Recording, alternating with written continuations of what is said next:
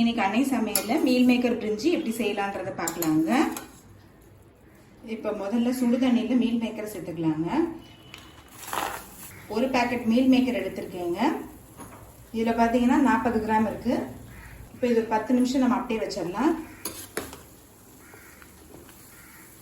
இப்போ 10 நிமிஷம் ஆயிடுச்சுங்க. மீல் மேக்கர் பாருங்கள் நல்லா பெருசாக ஆயிடுச்சு. இப்போ இது நார்மல் வாட்டரில் நல்லா 2 தடவை கழுவிடுங்க. அதுக்கப்புறம் நல்லா பிழிஞ்சிட்டு தனியாக எடுத்து வச்சுருங்க. இப்போ அடுத்தது மசாலா அரைச்சிக்கலாங்க. 5 பச்சை மிளகாய், கொஞ்சம் புதினா, கொஞ்சம் கொத்தமல்லி, 2 சின்ன துண்டு இஞ்சி, 6 பல் பூண்டு, 1/2 டீஸ்பூன் சோம்பு, சின்ன அளவு பட்டை, கிராம்பு, ஒரு ஏலக்காய். இப்போ இது எல்லாத்தையும் தேவையான அளவு தண்ணி சேர்த்து மிக்சியில் நைஸாக அரைச்சிக்கலாங்க. குக்கரில் தேவையான அளவு எண்ணெய், 2 பிரியாணி இலை, 2 பட்டை, 1 கிராம்பு, 1 ஏலக்காய். இப்போ 2 வெங்காயத்தை சேர்த்துக்கலாம்.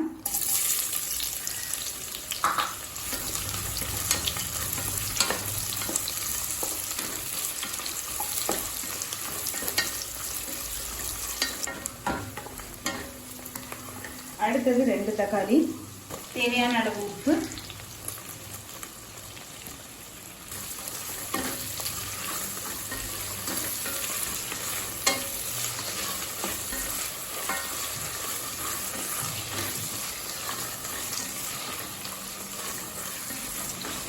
அடுத்தது 1/4 டீஸ்பூன் மஞ்சள் தூள், 1 டீஸ்பூன் மிளகாய் தூள்.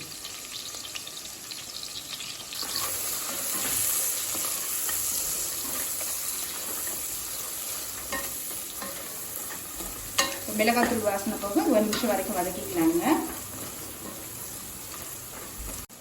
அடுத்தது நம்ம அரைச்சி வச்சுக்க மசாலாவை இது கூடவே சேர்த்துக்கலாம்.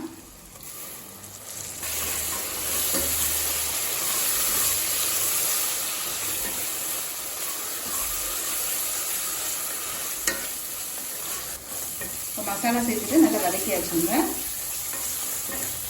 அடுத்தது 2.5 கப் தேங்காய் பால் சேர்த்துக்கலாங்க. 2.5 கப் தண்ணி. நான் 2 கப் பச்சரிசி எடுத்திருக்கேங்க. 1க்கு 2.5 அளவில் தண்ணியும் தேங்காய் பாலும் சேர்த்துருக்கேன். அடுத்தது மீல் மேக்கர் சேர்த்துக்கலாங்க. மீல் மேக்கர் தண்ணி கொஞ்சம் இழுக்கும், அதனால தான் 1க்கு 2.5 அளவு தண்ணி சேர்க்குறோம். இப்போ அடுத்தது இதில் பச்சரிசியை சேர்த்துக்கலாம்.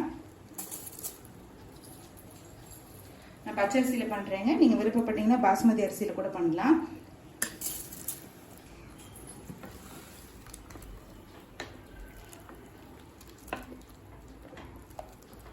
கொஞ்சம் புதினா, கொஞ்சம் கொத்தமல்லி.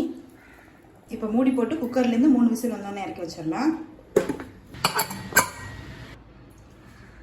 இப்போ குக்கர்லேருந்து 3 விசில் வந்துருச்சுங்க. கொஞ்சம் கொத்தமல்லி சேர்த்துக்கலாம். கொஞ்சமா நெய்,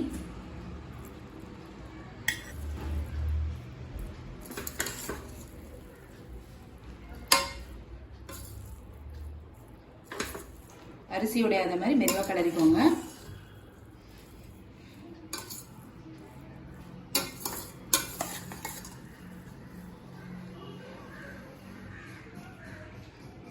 இப்போ மீல் மேக்கர் பிரிஞ்சி ரெடி ஆயிடுச்சுங்க. நம்ம சர்வ் பண்ணிடலாம்.